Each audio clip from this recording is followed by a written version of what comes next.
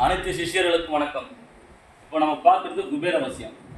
இந்த குபேரவசியம் எந்த இருந்துச்சுன்னா, காசு பணம் செல்வம் இது எதுக்குமே குறை இருக்காதுங்க. உங்கள் வீட்டில் செல்வம் வந்து அதிகமாக பெருகும், காசு பணத்துக்கு குறை இருக்காது, கடன் தொல்லை இருக்காது.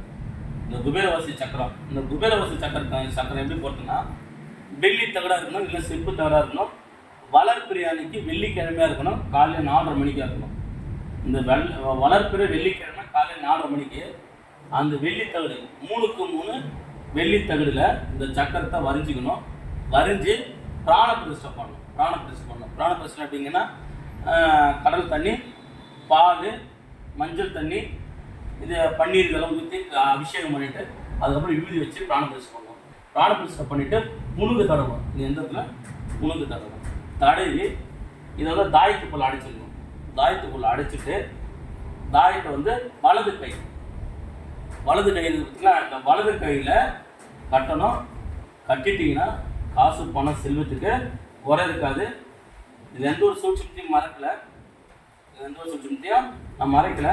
நீங்கள் யார் வேணால் இதை செய்யலாம். என்கிட்ட தீட்சை எடுத்தவங்களும் செய்யலாம், தீட்சை எடுக்காதவங்களும் செய்யலாம்.